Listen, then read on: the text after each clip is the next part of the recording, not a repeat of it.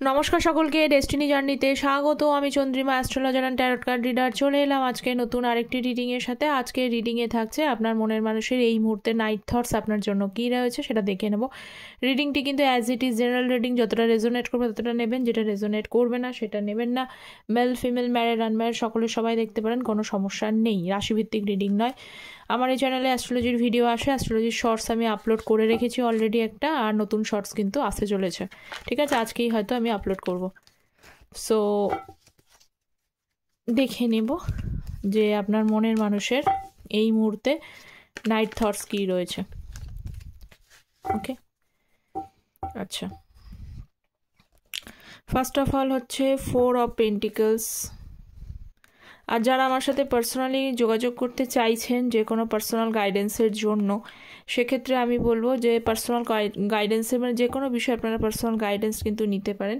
সেটা marriage, career, health, educations, love life, বিয়ে কেমন হবে, কোথায় হবে, কেরিয়ার কেমন হবে, কেরিয়ারের বিষয়ে কোনো কিছু কোনো কোয়েশ্চেন্স থাকলে, বা এডুকেশনস, হেলথ, যে কোনো বিষয়ে আপনারা পার্সোনালি যোগাযোগ করতে পারেন। তার জন্য ভিডিও টাইটেলের নিচে যে ডেসক্রিপশন বক্সটা আছে সেটা চেক করে নিতে পারেন, অথবা কমেন্ট সেকশনটা চেক করে নেবেন। সেখানে পিন পোস্টে কিন্তু ইয়েটা দেওয়া থাকে, কন্ট্যাক্ট ডিটেলস দেওয়া থাকে। এবং আমি যেহেতু অ্যাস্ট্রো ট্যারট করে থাকি সেই জন্য আমি বার্থ চার্ট প্রেফারেন্স দিই, তবেই কিন্তু অ্যাকুরেসিটা আসে, কারণ tarot energy based, energy shifting হয়। তো পার্সোনাল গাইডেন্স পারফেক্টলি জানবার জন্যই কিন্তু অবশ্যই বার্থ চার্ট প্রেফারেন্স করা দরকার বা উচিত, তাতে আপনারা অ্যাকুরেটলি জানতে পারবেন এবং সেই অনুযায়ী কিন্তু রেমেডিস আসে।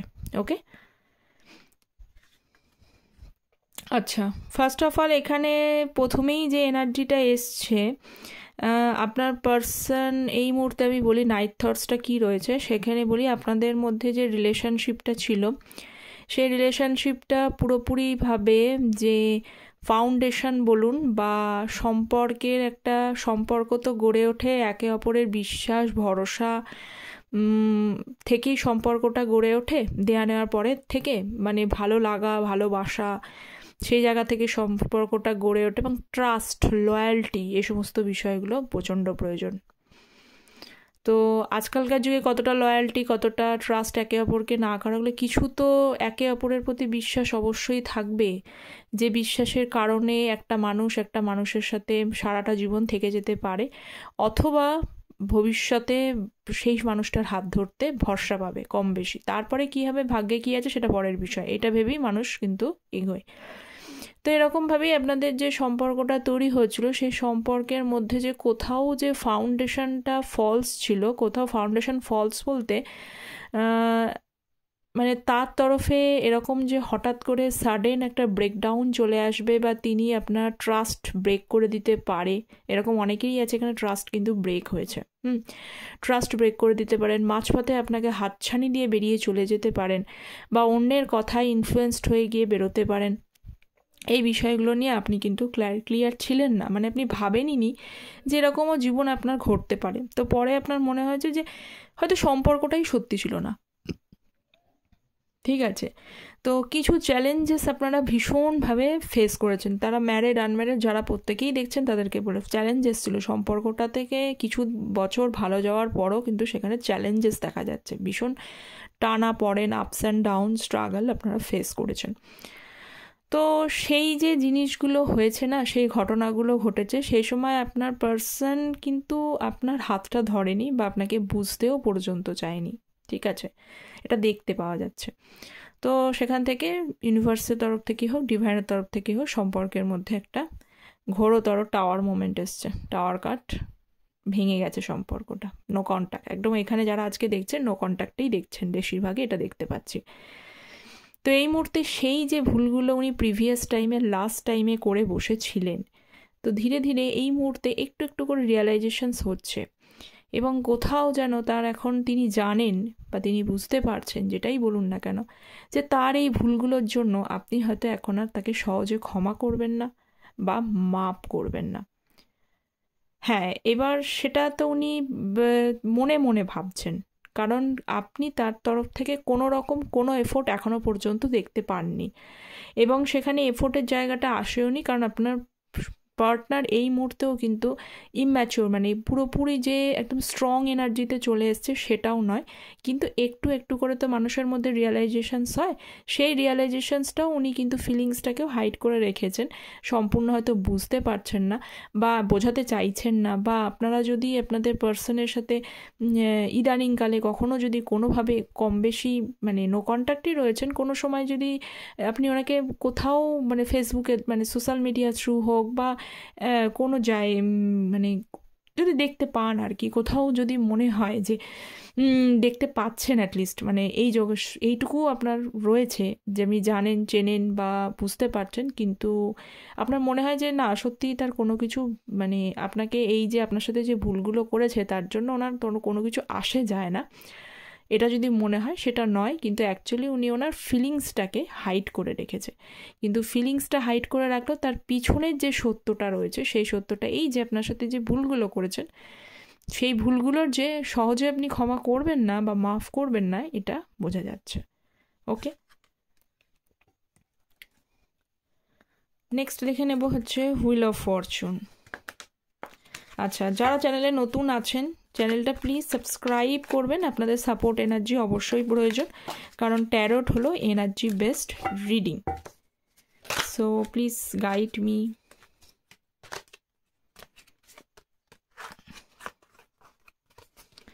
আচ্ছা, 9 অফ ওয়ান্সের কার্ড এখানে, যে হুইল অফ ফরচুন এবং 9 of wands. Wheel of Fortune উনি তো পুরোপুরি এখানে বিধ্বস্ত রয়েছেন, কারণ এখনও দেখছি যে সম্পর্ক থেকে যেমনই হোক উনি কিন্তু এখনও মুভ অন করেছেন এটা আমি বলতে পারছি না, উনি মুভ অন হয়তো করেননি, এখনও মুভ অন করেননি, কিন্তু যেটা বিষয় যেটা বলবার সেটা হলো যে মুভ অনও করেনি, কিন্তু তার তরফে আপনি কিন্তু কোনো এফোর্টও দেখতে পাবেন না বা পাচ্ছেনও না, পাবেন নাও বলবো না, পাবেন না তো রয়েছে কিন্তু পাচ্ছেনও না। তার মেনলি কারণ হচ্ছে তিনি টোটালি সারেন্ডার টু ডিভাইন, এখানে সেই এনার্জিটাই রয়েছে এখানে ডিভাইন। আবার দেখুন সবসময় এটাও হয় যে সবসময় যদি উনি এফোর্ট আজকে নিত না, কিন্তু সেই পারফেক্ট ব্যালেন্সিং মানে সময় যদি না থাকে, সেরকম জায়গাটা যদি তৈরি না হয়, মানে যে জায়গা যে ভুলটা হয়েছে সেই ভুলের যদি একটা মানে আপনিও মন থেকে তাকে মানতে পারছেন না বা সেও ঠিকমতো করে নিজেকে এখনও সেই রকম জায়গা তার ভুলগুলো রিয়েলাইজেশনস হচ্ছে, কিন্তু সেইভাবে অনেকে বলে না খুব তাড়াতাড়ি এটা ইজিলি সরি বলে দেয়, কিন্তু সরি বলবার পরে সরি জন্য যে যে জিনিসগুলো যে হ্যাঁ আমি ওই ভুলগুলো আর করবো না, এটা কিন্তু অনেকেই করে না। ঠিক আছে, সরি বলে দিচ্ছে কিন্তু দেখা যাচ্ছে এগেন অ্যান্ড এগেন সেম কিন্তু রিপিট সেই কাজটা করেই যাচ্ছে, তাহলে কিন্তু এই সরির কোনো মর্ম থাকে না।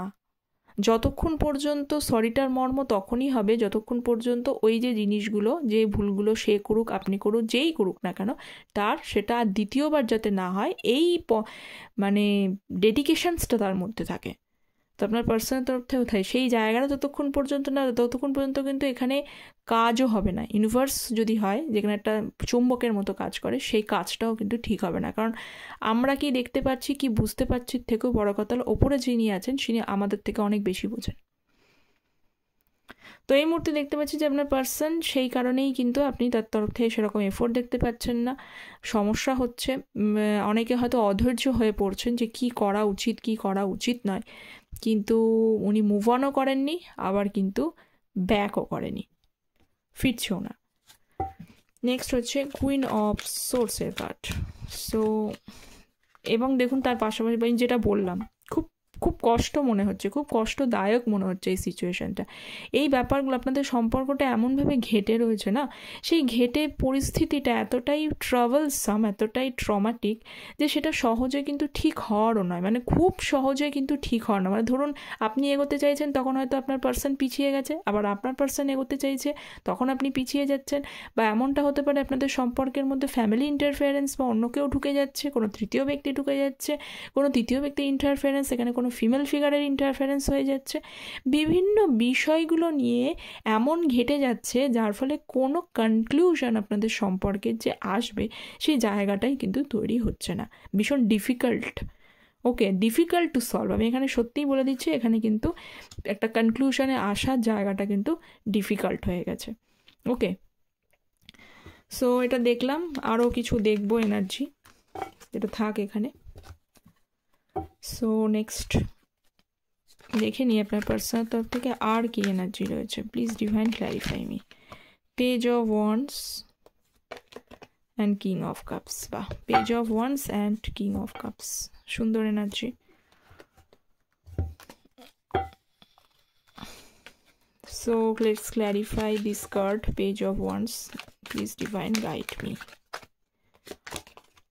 পেজ অফ ওয়ান্ডসকে ক্ল্যারিফাই করছে হচ্ছে 3 অফ ওয়ান্ডস। আপনার পার্সন কিন্তু অনেক সময় এই ডিফিকাল্ট ফেজ থেকে অনেক সময় ভেবেছেন, উনি ভাবনা চিন্তা করেছেন যে আপনাকে কোনোভাবে যোগাযোগ করতে চান উনি, কিন্তু এত পরিমাণে ডিফিকাল্টিসের কারণ আপনার যে অরা দেখতে পাচ্ছি যে হ্যাঁ হয়তো উনি আপনাকে, এখানে অনেকেই আছে সবার অরা হয়তো সেম হবে না, কিন্তু এখানে দেখতে পাচ্ছি আপনার যে অরা আছে সেটা খুব পজিটিভ অরা, এবং এই অরাতে অনেক মানুষই কিন্তু অ্যাট্রাক্ট হয়। এবং আপনার মানে নেচার প্রবৃত্তিগুলো খুব ইন্ডিপেন্ডেন্ট মানসিকতার, যে খুব কমফোর্টেবল একটা মানুষ, খুব মানে রয়্যাল টেস্ট বা রয়্যাল ফ্যামিলি থেকে বিলং করেন, এরকমও হতে পারেন অনেকে। কিন্তু যেমনই হোক অরাটা খুব স্ট্রং অরা রয়েছে অনেকেরই, কিন্তু যাদের নেই তারা কিন্তু হওয়ার চেষ্টা করুন, কারণ আপনার ভেতরে হয়তো আপনি সেটা খুঁজে পাচ্ছেন না, সে খোঁজার জায়গাটাকে তৈরি করুন। তো এই কারণে হয়তো কিছু কিছু জিনিস আপনার পার্সন আপনার দিকে দেখেছে যেটা সত্যি অন্যদের থেকে কিছুটা ইউনিক কোয়ালিটিস মনে হয়েছে। তো যাই হোক, যে প্রবলেমগুলো রয়েছে সেই প্রবলেমগুলোর জন্য কিছু সময় আপনাকে কিন্তু ভেবেছিল যে কন্ট্যাক্ট করবে, কিন্তু সেখানে উনি কন্ট্যাক্ট করে উঠতে পারেনি, কারণ বেশ কিছু সমস্যা ট্রমার জন্য সেই জায়গাটা কিন্তু স্থগিত হয়ে রয়েছে। বাট চেয়েছিলেন, এটা দেখতে পাচ্ছি উনি চেয়েছিলেন। 5 অফ কাপস, দেখুন চেয়ে তো ছিলেন, সঙ্গে রয়েছে কিং অফ কাপস। মনে তো আশা আকাঙ্ক্ষা রয়েছে, মনে তো ভালোবাসা রয়েছে, কিন্তু এই যে ভালোবাসা কিং অফ কাপসের এনার্জির মধ্যে রয়েছে কিন্তু ইমোশনাল ফিলিংস, ইমোশনাল লাভ।